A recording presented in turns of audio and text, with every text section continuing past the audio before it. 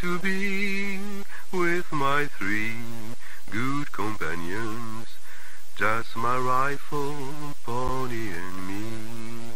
Suite à ta dernière missive, j'ai visionné Fury, film de 1936 de Fritz Lang, et son premier film américain. Enfin, je te dis ça à toi, mais j'imagine bien que tu le sais déjà.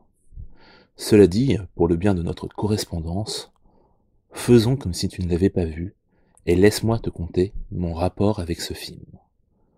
Tout d'abord, sache que je suis un grand adepte de sa période expressionniste allemande, et que je ne connais point sa période américaine. C'est pourquoi je tenais absolument à commencer par ce film, celui-là même qui lança sa carrière aux États-Unis d'Amérique.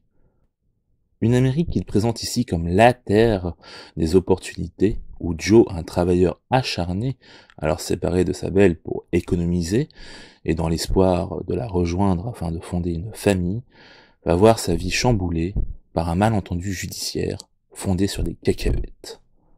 Comme quoi la vie ne tient pas à grand-chose par moment.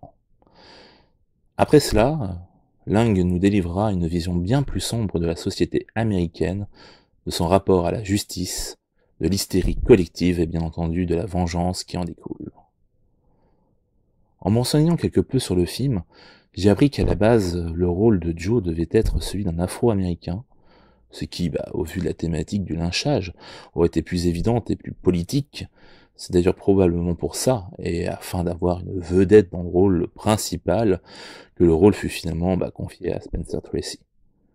Pour autant, je ne trouve pas que ce soit un mauvais choix, car le spectateur de l'époque pouvait plus facilement s'identifier à lui. Je ne sais pas toi, mais moi ça me fait beaucoup penser à M. le Maudit, et forcément le film souffre quelque peu de la comparaison, vu qu'ici on sent bien les apports et contraintes liées au studio.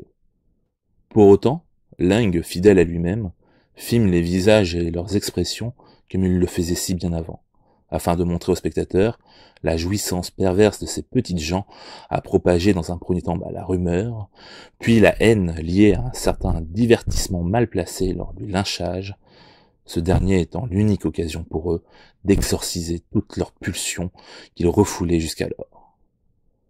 Le film est savamment construit avec une première partie où l'on est du côté de Joe, pauvre innocent qui risque la mort alors qu'il cherchait juste à rejoindre sa belle et tendre, tout ça à cause d'une justice un peu trop expéditive, de politiques pensant plus à leur réélection qu'à ce pauvre bougre, aux policiers dépassés par les événements et à une foule assoiffée de sang qui crie vengeance pour la pauvre jeune femme s'étant fait capturer, dont on ne connaîtra pas l'issue, le tout dans une ambiance proche d'un western façon Rio Bravo. Jusqu'à l'apogée de cette première partie, où la prison prend feu et où Joe périt dans les flammes. Après quoi, le film prend un tournant vers le film de procès, où les frères de la victime vont accuser les citoyens de la ville de meurtre. Forcément, on peut juger une ville entière pour cela. Alors il sera choisi 22 instigateurs de ce lynchage, qui reste encore à prouver. Et c'est ainsi que sur sa deuxième partie, le long métrage prend des allures de grand film judiciaire, à l'instar de 12 hommes en colère. Procès où le réalisateur oppose avec efficacité mensonge et enquête, afin de dévoiler l'étendue du mal, et ce grâce aux images filmées par la presse lors du terrible événement. Alors même que ces derniers étaient montrés aussi assoiffés que la foule vengeresse de haine et de sang. Mais c'est pourtant bien grâce à leurs images que la vérité va éclater, et que les prévenus seront mis face à leur haine incontrôlée qu'ils essayaient en vain d'oublier. À ce moment-là de mon récit, tu es peut-être en train de te dire que je te gâche toute la surprise.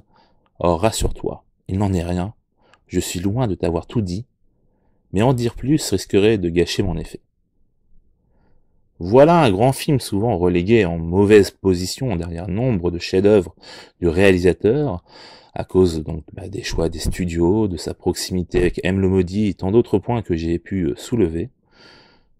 Pourtant, on ne peut nier que c'est un grand récit sur la bêtise humaine qui, au vu de la période où le film a été réalisé, trouve un écho assez évident avec ce qu'il se passait dans son pays natal, entre le nazisme, la persécution de la population, les autodafés et cette haine effroyable qui y régnait.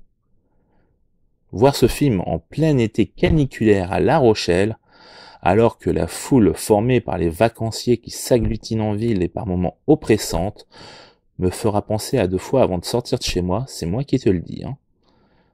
Sur ces bonnes paroles, je te quitte, j'ai encore nombre de films à voir dans l'attente d'une réponse de ta part, amicalement, le guide barbu.